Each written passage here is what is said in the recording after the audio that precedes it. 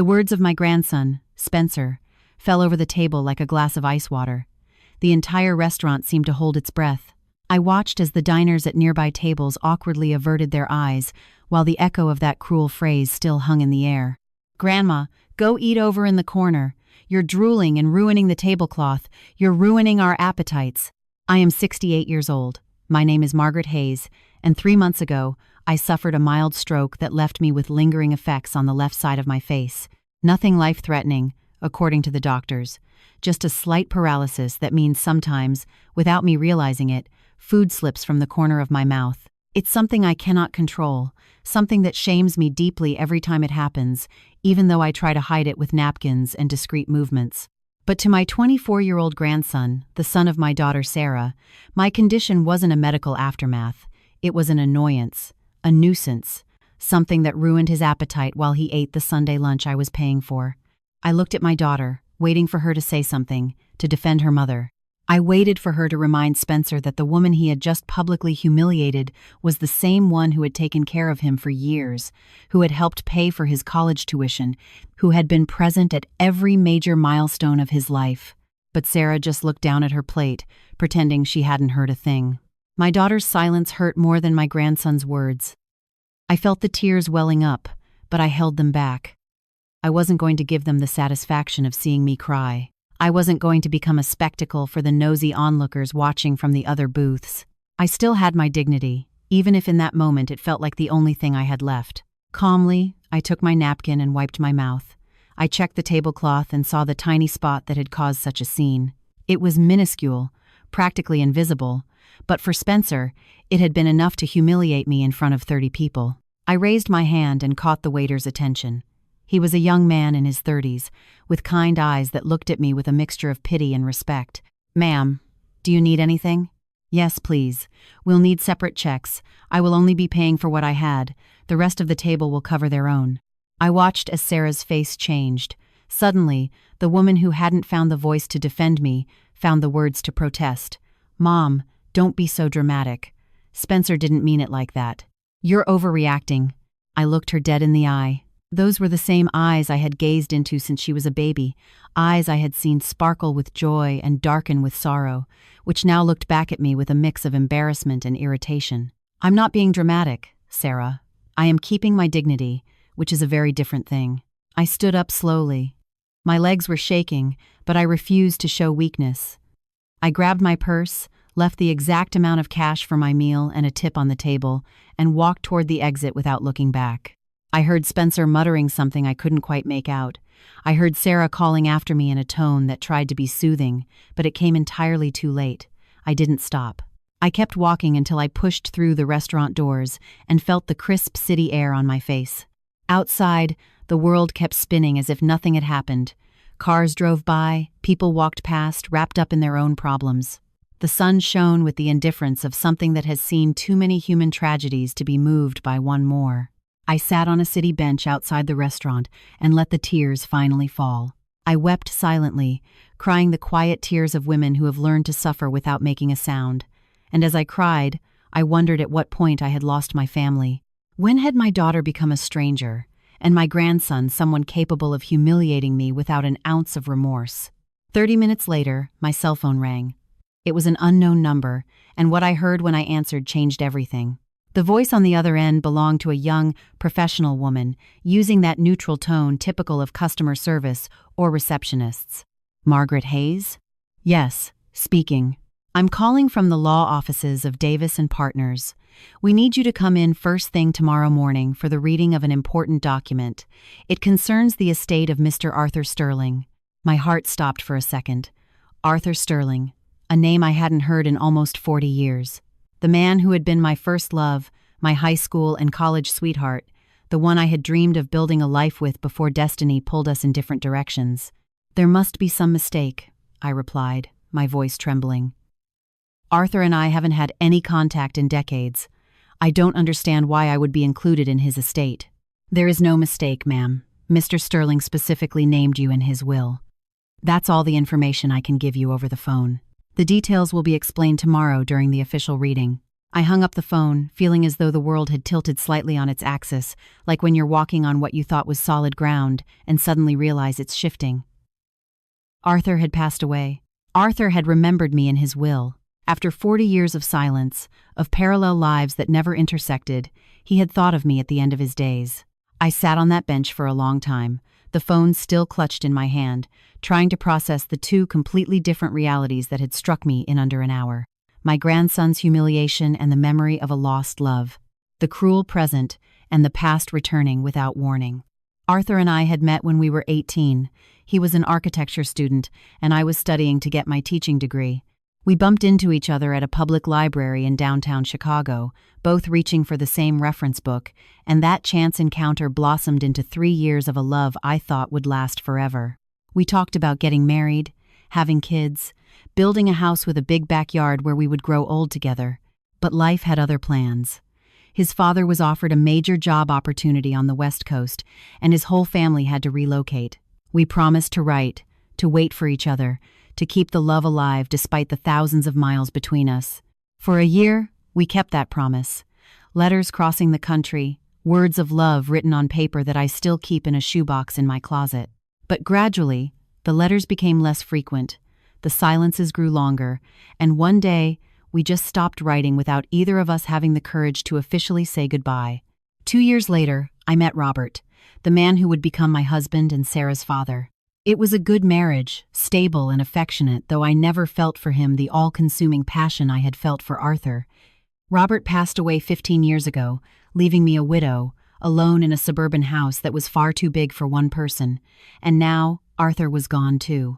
And for some reason I couldn't fathom, he had wanted to leave me something before he left this earth. I walked the few blocks back to my house slowly, feeling the weight of the years in every step.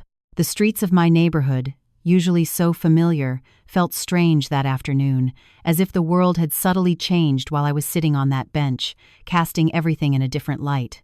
When I got home, my phone was flooded with text messages from Sarah. Some were half-hearted apologies, others were complaints about me leaving without paying the whole check, and others were blatant attempts to sweep the incident under the rug.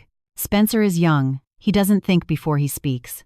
You've been overly sensitive lately, Mom. You can't expect everyone to understand your medical situation. I didn't reply to a single one. I made myself a cup of tea and sat in the armchair in the living room, the same chair where I had spent countless lonely evenings since Robert died. I looked at the framed photos on the mantelpiece. Sarah, as a little girl.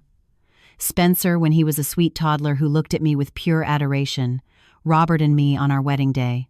Memories of better times, of a family that once functioned, of a love that was once reciprocated. Where had it all gone wrong? Sarah had been an affectionate child, a difficult but close teenager, and an adult who had slowly drifted away without me understanding why. And Spencer, the boy I had babysat for years while his single mother worked, had turned into a young man who viewed me as a burden, a sick old woman who ruined his Sunday brunches. I couldn't sleep that night. I lay awake thinking about Arthur, about what our lives would have been like if he hadn't moved to California, if I had found the courage to wait for him a little longer. I thought about the letters tucked away in my closet, the promises we never kept, the paths we didn't take, and I thought about the mysterious inheritance waiting for me the next morning. What could a man I hadn't seen in 40 years possibly have left me, and why, after so much time, was he still thinking of me? The law firm was located in an older, historic building in the downtown financial district, with thick stone walls that seemed to guard the secrets of entire generations. I arrived early, my stomach tied in knots and my hands shaking slightly. I didn't know what to expect, but I felt that whatever I was about to discover would fundamentally change my life. The receptionist led me to a small conference room with a dark mahogany table and several empty leather chairs. She told me to wait and that the attorney would be in shortly with the relevant documents. I sat by the window, watching the busy city street below, trying to calm my racing heart. A few minutes later, the door opened, and in walked a man in his 50s with wire-rimmed glasses and a leather briefcase worn from years of use. He introduced himself as Attorney Davis, the estate lawyer tasked with executing Arthur Sterling's will. "Mrs. Hayes," he began, pulling a thick manila folder from his briefcase. "Before we proceed with the formal reading, I need to explain a few things. Mr. Sterling was very specific in his instructions. He asked that we deliver this to you personally. He handed me a slightly yellowed envelope with my name written in a handwriting I recognized instantly. It was Arthur's. That elegant, slightly slanted cursive I had memorized during the years his letters were my greatest treasure. Mr. Sterling wrote this letter 5 years ago, the lawyer continued. When he found out he was terminally ill, he left instructions for it to be given to you after his passing, along with the rest of his bequest. I took the envelope with trembling hands. I felt like I was holding a fragment of the past, a bridge between the woman I used to be and the woman I am now. I looked at the lawyer, silently asking for permission to open it. "Take your time, ma'am. I'll wait outside." When the door clicked shut and I was alone, I opened the envelope with the utmost care, like someone unwrapping a fragile gift that might shatter at the slightest mishandling. Inside were several handwritten pages. I began to read. "My dearest Margaret, if you are reading these words, it means I am no longer in this world. And even though I know many decades have passed since we last saw each other, I want you to know that there hasn't been a single day that I haven't thought of you. I left your side 40 years ago, believing it was the right thing to do. My family needed that fresh start on the coast, and I was too young to understand that some decisions haunt us forever. I wrote to you for a year, waiting for each of your replies like someone waiting for the dawn after a pitch-black night. But when the letters became sparse, when the silence settled between us, I didn't have the courage to fight for what we had. Years later, I married a good woman. We had a quiet life, no children, no grand adventures. She passed away 10 years ago, and since then, I've lived alone with my memories. And among all those memories, Margaret, the brightest ones are still the ones I shared with you. I kept up with your life over the years. I knew you got married, had a daughter, and were eventually widowed. I wanted to reach out to you so many times, but fear always stopped me. Fear that you would reject me. Fear of disrupting your peace. Fear of discovering that I was just a blurry memory in your mind while you remained the absolute center of mine. But there is something I never told you, something I kept hidden for 40 years, and now, at the end of my life, I need to confess it. The tears began to fall onto the paper, slightly blurring the ink. I had to stop for a moment to wipe my eyes before continuing. Margaret, I also wrote you letters that I never mailed, hundreds of them. Every time something important happened in my life, every time I saw something beautiful, every time I felt terribly alone, I wrote to you. I kept all those letters in a box, thinking that someday I'd have the courage to hand them to you. That day never came while I was alive, but now, through this will, I am giving them all to you, along with something else I want you to have. In life, I couldn't give you what you deserved. I couldn't be the man by your side through the joys and the sorrows. I couldn't grow old with you like we used to dream. But I can at least make sure your final years are peaceful, free from financial worry. I am leaving you my house, Margaret.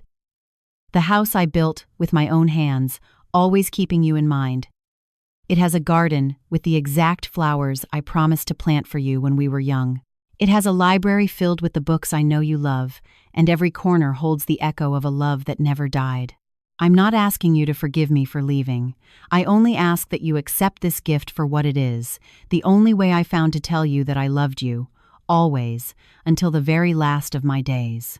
Yours eternally, Arthur. When I finished reading, the world around me had ceased to exist.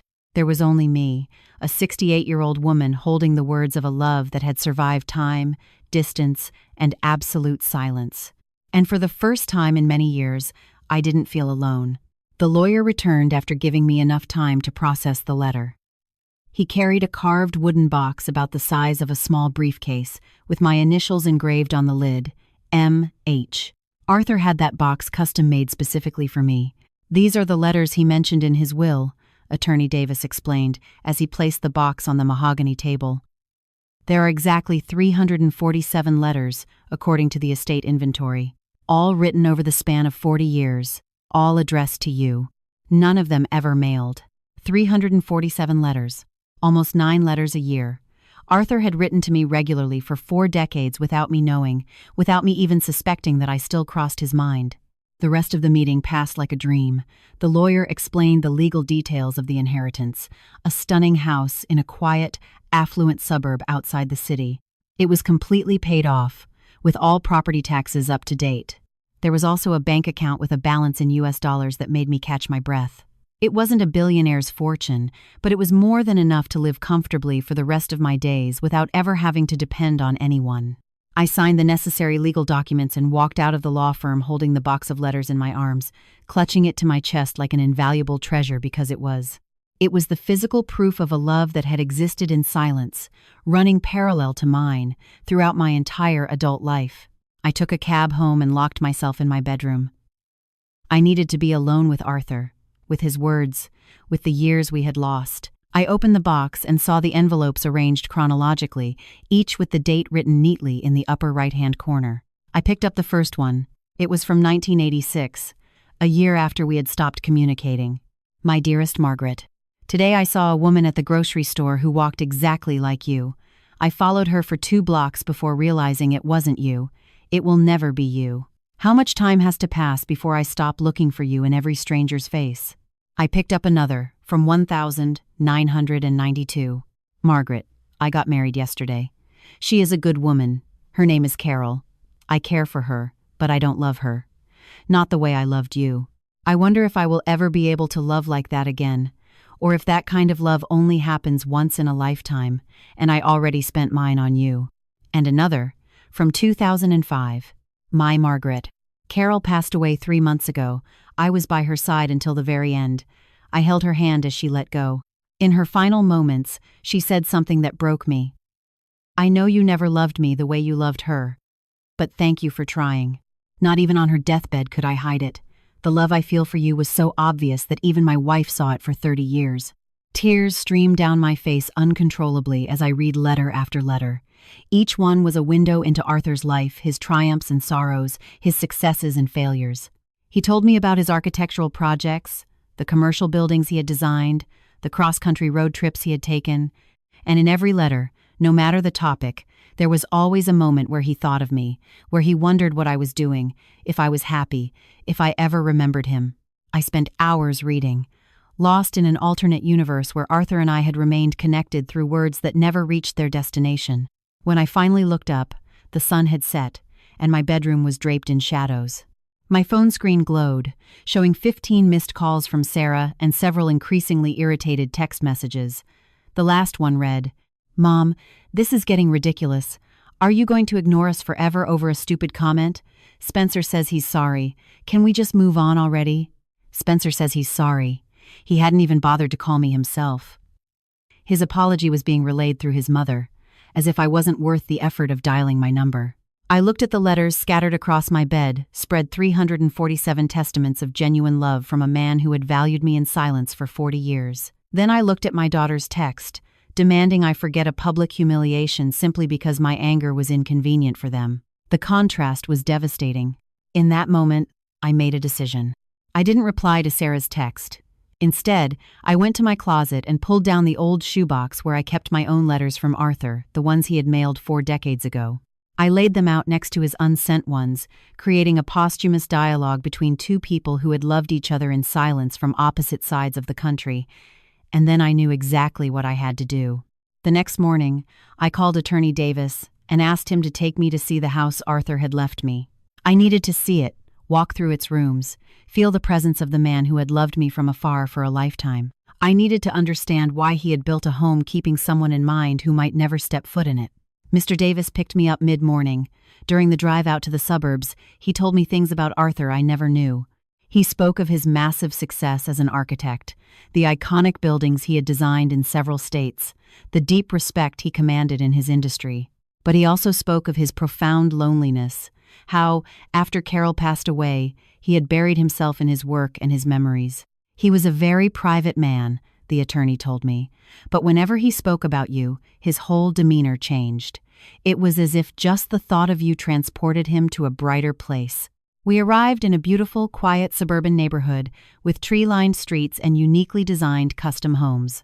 Arthur's house was at the very end of a cul-de-sac, surrounded by a sprawling, landscaped yard that retained a serene beauty even as the autumn leaves fell.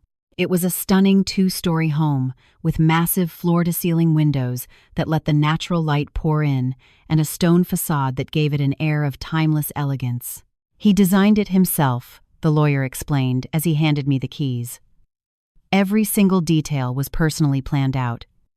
He always said it was his most important project. I asked for a few minutes of privacy and stepped inside alone.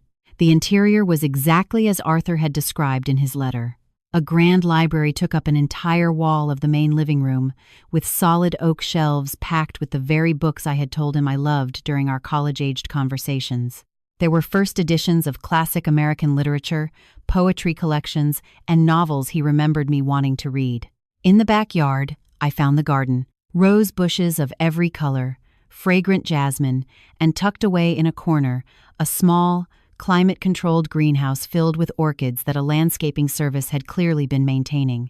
Beneath a towering magnolia tree sat a wrought iron bench, perfectly angled westward to watch the sunset. I sat on that bench and cried. I cried for Arthur, for the life we never got to share, for the decades we spent apart when we could have been together. I cried at the cruel irony of receiving this incredible gift when he was no longer here to share it with me. And I cried for myself, for the woman who had spent decades feeling invisible to her own flesh and blood, while a man hundreds of miles away cherished her memory every single day.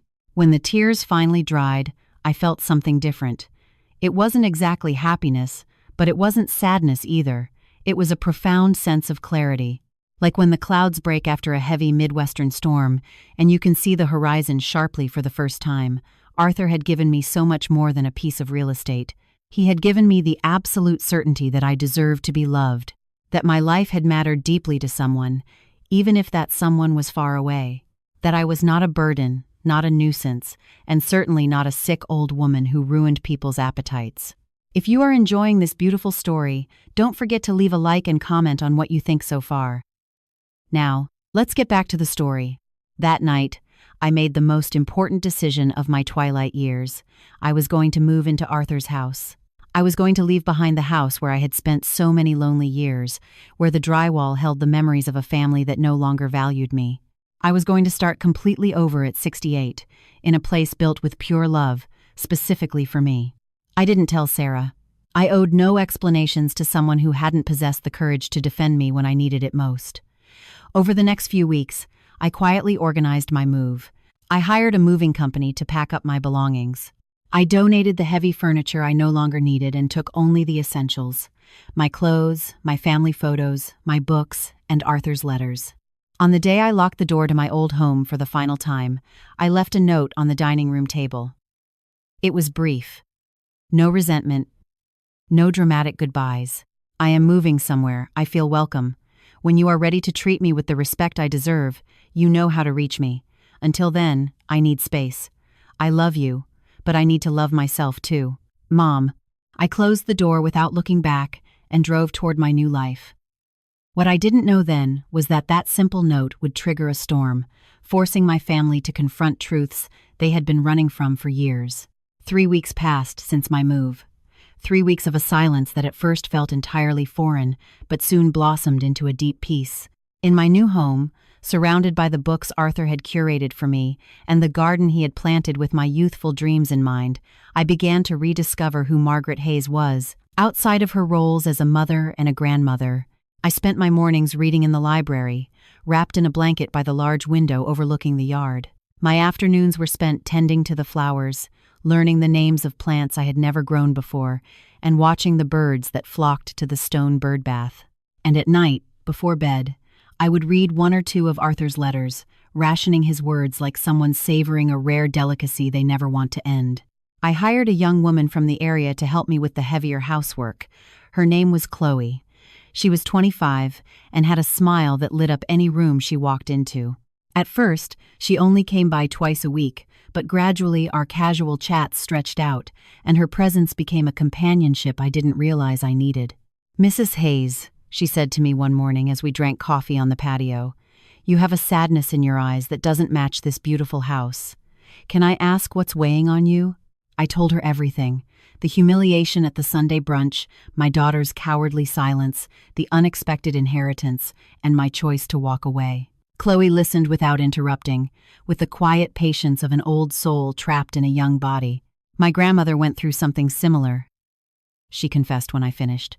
"Her kids treated her like an old, burdensome piece of furniture, but she never had the guts to do what you did. She died feeling completely invisible in her own home, surrounded by people who took her for granted. Her words moved me profoundly. I thought of all the older women who, like Chloe's grandmother, silently endured the disdain of the very people who were supposed to love them. I thought of those who didn't have the miraculous stroke of luck I had received, the ones who couldn't escape even if they wanted to. "You did the right thing by leaving," Chloe continued. "Sometimes love has to be expressed from a distance. Sometimes the only way for people to realize your worth is for them to experience your absence." My family was definitely experiencing my absence, though I wasn't entirely sure how it was playing out. What I did know was that Sarah had tried to contact me multiple times. Phone calls I let ring until they went to voicemail. Texts I read but left unread. Initially, her messages carried a tone of righteous indignation, as if I were to blame for a situation she herself had allowed to happen. "I can't believe you're doing this to us. You're acting like a child. Spencer is really upset by your overreaction." But as the days turned into weeks, the tone shifted. The anger gave way to worry, and the worry turned into pleading. "Mom, please. I just need to know you're okay. I don't understand why you left without saying anything. I'm scared. I miss you. Please, just talk to me." Every message was a tiny crack in the wall I had built, but I wasn't ready to tear it down. Not yet. I needed Sarah to truly comprehend what had happened. She needed to stop minimizing the humiliation I had suffered and recognize her own complicity in staying silent when she should have spoken up. One afternoon, while I was out front pruning the rose bushes, I heard the doorbell ring. I wasn't expecting any packages, so I approached the door cautiously and looked through the peephole. It was Spencer. My grandson stood on my front porch, his head hung low, hands shoved deep into the pockets of his jacket. He looked different, smaller, somehow, as if the passing weeks had stripped away the arrogant swagger I had seen at the restaurant. I froze, unsure of what to do. A huge part of me wanted to swing the door open and pull him into a hug. After all, he was still my grandson, the baby I had rocked to sleep, the little boy who begged me for bedtime stories. But the other part, the part still bruised by his cruel words, urged me to leave him standing out there, to teach him that actions have real consequences. The bell rang again, and then I heard his voice, trembling and cracked. "Grandma, I know you're in there. Please. I need to talk to you. I need to explain something I should have told you a long time ago." My hand hovered over the deadbolt, but I didn't turn it, not yet. I stood frozen behind the heavy oak door for what felt like hours, though it was probably only a few minutes. On the other side, I could hear Spencer's heavy breathing, his nervous shifting on the wooden porch boards, the sound of a young man wrestling with his own demons. "Grandma," he repeated, his voice breaking entirely. "Please. I know I don't deserve for you to open the door. I know what I said was awful, unforgivable. But there are things you don't know. Things I've been holding onto for years because I was terrified you'd judge me, that you'd stop loving me." My hand remained on the lock, paralyzed between the urge to comfort him and the protective instinct demanding I maintain my boundaries. "I'm not leaving until you listen to me," Spencer continued. "I will sit out here all night if I have to, all week, whatever it takes, because I can't keep living with this inside me, Grandma. It's destroying me." There was a raw edge to his tone I had never heard before. It wasn't the arrogance of the college kid who had humiliated me in public. It wasn't the apathy of the grandson who barely made time to text me. It was genuine desperation, the sound of someone hitting rock bottom and begging for a hand to pull him out. Slowly, I turned the deadbolt and pulled the door open. Spencer looked up. His eyes were bloodshot, with deep, dark circles betraying sleepless nights. He had the sickly pallor of someone fighting a battle much larger than themselves. He looked older than 24, as if the last few weeks had aged his soul, even if his body was still young. "Come in," I said simply, stepping aside. He walked in with hesitant steps, looking around the grand foyer with a mix of curiosity and sheer awe. I assumed Sarah had told him about the inheritance, about this mysterious estate where his grandmother had decided to take refuge from a world that had hurt her. I led him into the living room and gestured to the sofa. He obeyed silently, sinking into the cushions as if his legs could no longer support his weight. I sat across from him in the armchair by the window, keeping a safe distance. "Speak," I said. "I'm listening." Spencer rubbed his face with both hands, trying to organize his thoughts. When he finally spoke, his voice was barely a whisper. "What I said to you at the restaurant was cruel. It was disgusting. There is zero excuse that justifies those words. But I need you to understand where they came from, Grandma. I need you to know that it wasn't actually about you." "Then what was it about?" I asked, keeping my tone perfectly neutral, even though a hurricane of emotions was swirling inside me. "It was about me," he confessed. "About my anger, my frustration, my fear. About all the toxic garbage I've been carrying around for years that just explodes at the worst possible moments, hurting the people I love the most." I stayed silent, waiting for him to go on. He took a deep, shaky breath. "Do you remember when I was 8, and I used to spend every afternoon at your house after school while Mom was working?" "Of course I remember. Those were some of the best years of my life." "For me too," he said, a single tear escaping his eye. "You were my safe haven, Grandma. The only person who made me feel secure in a world I didn't understand." "What did you need a safe haven from, Spencer?" He dropped his gaze, staring intensely at his intertwined fingers. "From the truth about my dad. His dad, David. The man who had supposedly abandoned Sarah when Spencer was barely 5 years old. The man who had vanished from their lives without a trace, leaving behind only unpaid credit card debt and broken promises. Sarah never spoke of him, and I had always respected that boundary, assuming it was best not to pick at scabs that seemed to have healed." "What truth?" I asked softly. Spencer looked up, and I saw a deep, ancient pain in his eyes, a wound that had been festering in the dark for nearly 20 years. "Mom always told me Dad left because he wasn't ready to be a father, that he walked out on us because he was a weak, irresponsible deadbeat. I grew up hating him, Grandma. Hating him for leaving us, for hurting Mom, for not loving me enough to stick around." I nodded, remembering the countless times Sarah had spoken of David in exactly those terms, always with bitterness, always playing the victim. "But 6 months ago, I found something," Spencer continued. "I was looking for some old tax documents in Mom's attic, and I found a taped-up box hidden behind some old suitcases. There were letters, Grandma. Dozens of letters my dad had written me over the years. Birthday cards, Christmas cards, letters just asking how my baseball games went. All unopened, all completely hidden. I felt the air get sucked out of the room. Sarah had intercepted and hidden David's letters for nearly 2 decades.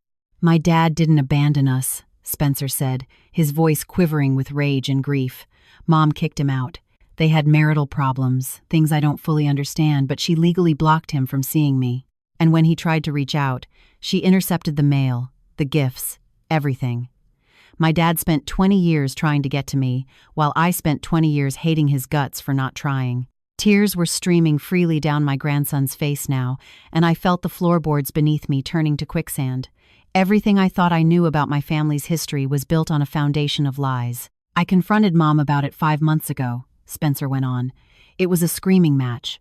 She justified it, saying she did it for my own good, that my dad was a bad influence, that she was just protecting me. But she couldn't give me a single real reason, Grandma.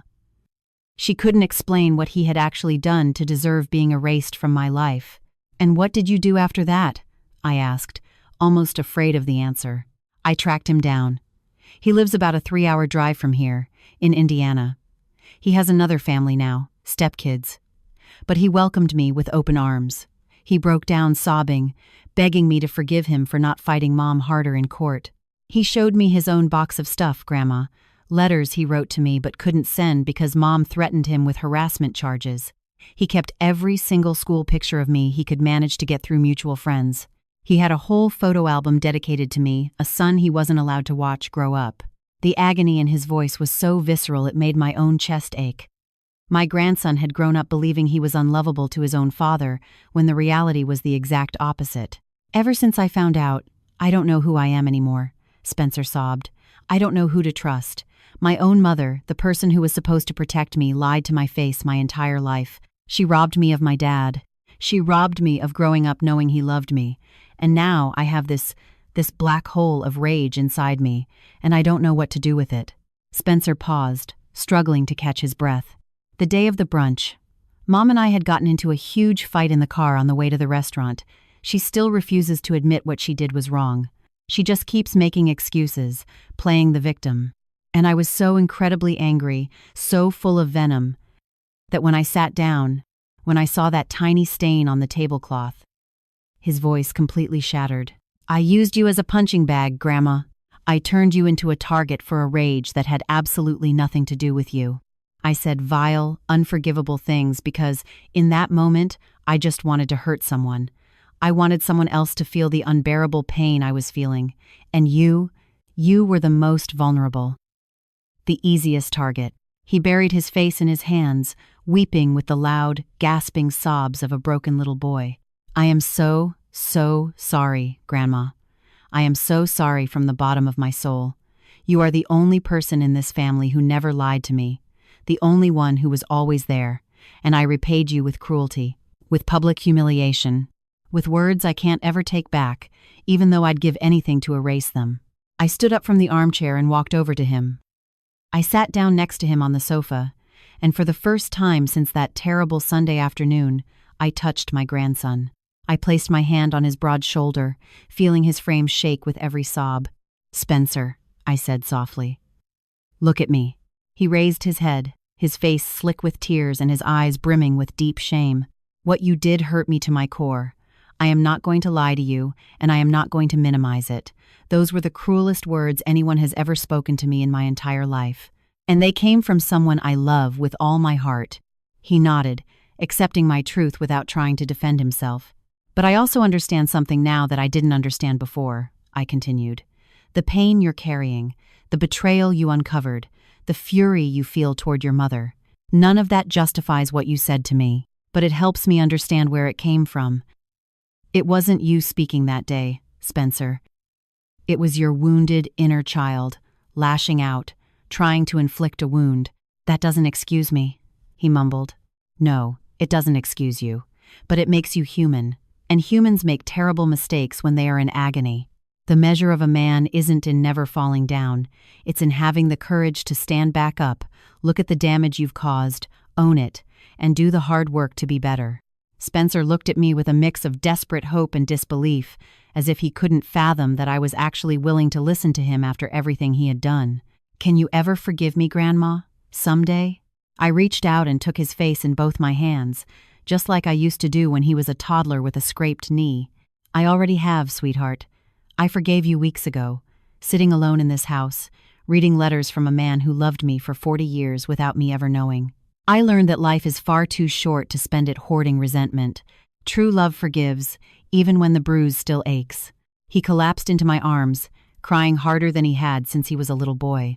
And I held him tightly, stroking his hair, whispering words of comfort, becoming once again the safe haven I had been during his childhood. When he finally calmed down, he pulled back and looked at me with a renewed clarity in his eyes. What do I do now, Grandma? How do I move forward with all this? First, I told him, you need to sit down and talk to your mother. Not with screaming, not with accusations.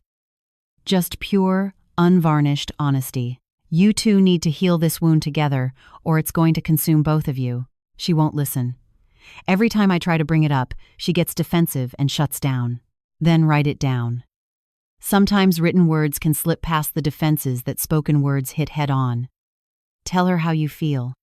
Tell her what you need from her, what you expect moving forward, and then give her time to process it. Spencer nodded slowly, absorbing the advice. And as for your father, that is something only you can decide. You have a chance to build a relationship with him now, to get to know him man to man, to salvage a piece of what was stolen from you both.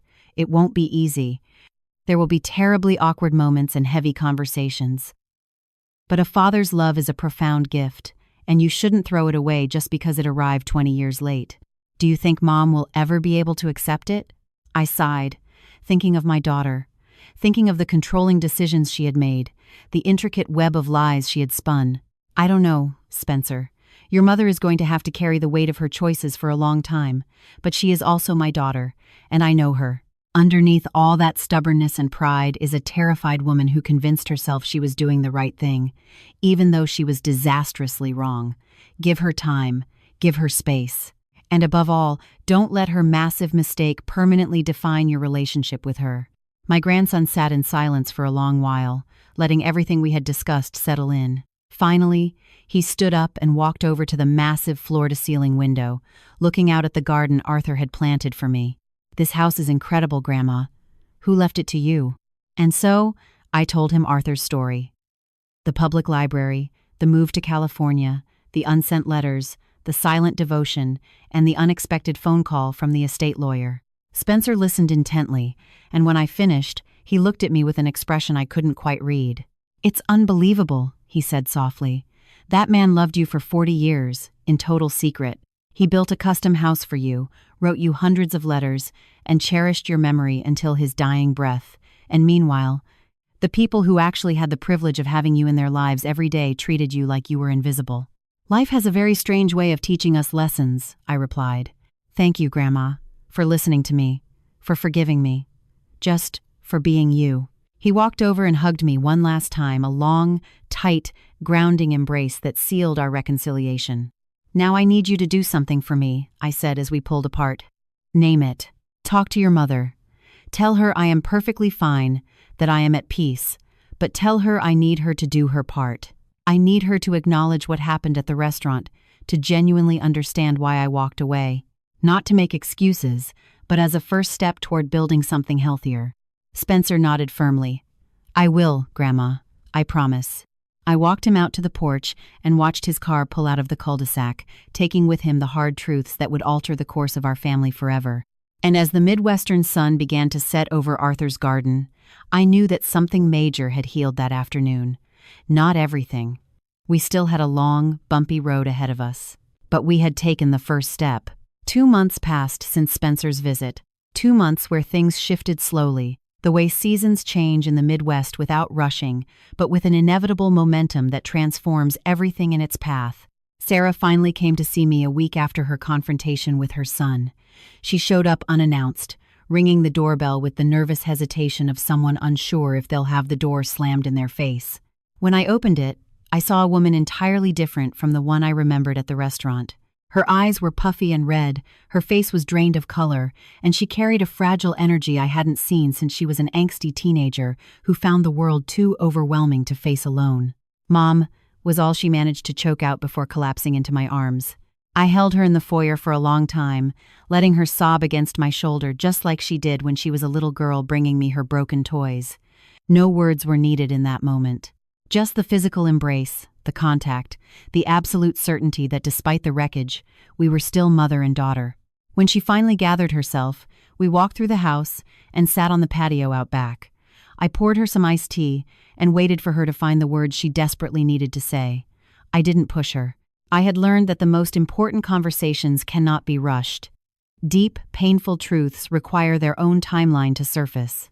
"I made so many mistakes, Mom," she finally began, staring into her glass. "With David, with Spencer, with you. I brainwashed myself into believing I was doing the right thing. I told myself I was protecting my son, being the strong single mother making the hard calls, but I was really just running from my own terror." "Terror of what?" I asked gently. "Of ending up totally alone, of not being enough, of Spencer realizing he preferred his dad and leaving me behind, exactly like David did." Tears spilled over her eyelashes again. "But by trying to guarantee he'd never leave me, I caused the exact thing I was terrified of. I drove my son away with my lies. I drove you away with my cowardly silence. And I ended up exactly where my nightmares put me, totally alone." I reached across the wrought iron table and took her hands, the hands I had held when she took her first steps, when she learned to hold a pencil, when she was in the hospital bed becoming a mother herself.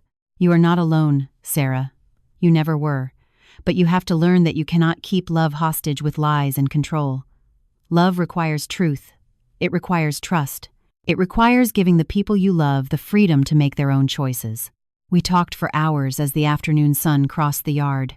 She told me things about her marriage to David. I had never known the toxic fights, the financial stress, the raw insecurities that drove her to make such drastic, unilateral decisions. I didn't excuse her actions, but I tried my hardest to understand them. Because judging is the easiest thing in the world when you only see the surface of someone's choices, completely blind to the dark depths from which they were born.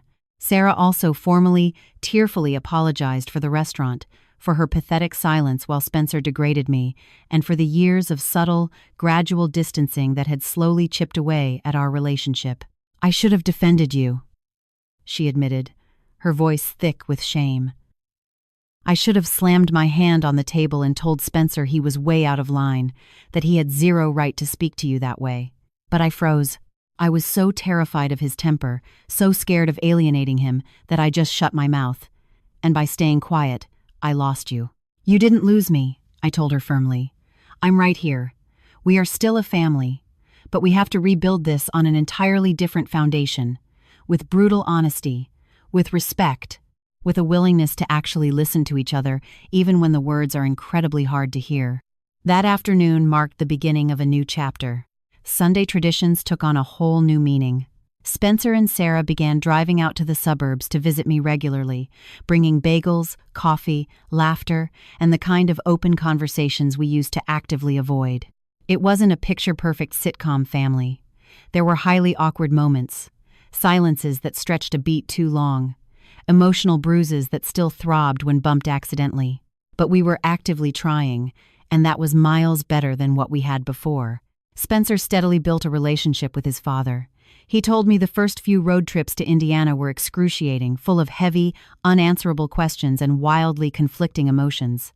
But inch by inch, they found a rhythm, building a new, adult relationship over the smoking crater of what should have been his childhood. David even drove up to Chicago to meet me. He was a gray-haired man with kind, tired eyes, who sat in my living room and sincerely thanked me for helping raise his boy all those years he couldn't. Sarah, to her immense credit, started seeing a therapist to work through her deep-seated abandonment issues and her toxic need for control. It was incredibly hard for her to admit she needed professional help, but her love for her son ultimately outweighed her pride. Slowly, agonizingly slowly, the defensive, guarded woman she had been started softening into someone more transparent, more authentic, and more capable of owning her mistakes without completely unraveling. And as for me, right in the center of all this messy healing, I found a profound peace I never knew I was looking for. Arthur's letters remained my faithful nightly companions. Every evening, I would read one or two, letting his words wash over me, getting to know the man he became during the 40 years we lived apart. Through his beautiful cursive, I experienced adventures I never had. I traveled to cities I had never seen. I felt loved with an all-consuming intensity I thought I had left behind in my 20s. One crisp spring afternoon, while I was out in the dirt planting fresh perennials, Spencer walked out back holding a small velvet box in his hands. "I found this in a box of Mr. Sterling's old attic stuff I was helping you sort through," he said, handing it to me. "I'm pretty sure it was meant for you." Inside the box rested a simple, elegant gold ring with a modest emerald setting, accompanied by a small slip of paper. "Margaret, the engagement ring I never got to put on your finger. Wear it, if you ever decide to forgive me for not being braver." I slipped it onto my ring finger, feeling the familiar, light weight of the gold and the smooth surface of the stone against my weathered skin. And I knew, with a certainty that defied all logic, that Arthur was finally at peace. That wherever his soul rested, he knew his love had finally made it home. Today, as I write this down, sitting on the iron bench in the garden he designed for me, surrounded by the blooming flowers he selected with my dreams in mind, I realize something it took me 68 years to learn. The value of a life is not measured in the number of years we manage to survive, but in the moments of raw, genuine connection we share with others. The tight hugs, the difficult apologies, the forgiveness granted, the toxic silences broken. My family is not perfect. It probably never will be. But it is mine. And now, at long last, we are capable of loving each other with our eyes wide open, accepting our ugly flaws, and putting in the work every single day to be just a little bit better. Arthur taught me that love can survive decades of time and thousands of miles of distance. My family taught me that love can survive even our most catastrophic, deeply hurtful mistakes. And I learned that, as long as you have breath in your lungs, it is never, ever too late to start over. Thank you for joining Margaret on this journey. If her story made you reflect on your own relationships, on the silences that need to be broken, or the hard truths waiting to be spoken, then these words have served their purpose. Family is deeply flawed, but it is ours, and it is always worth fighting for. If you enjoyed this beautiful story, Don't forget to like and comment on what you thought.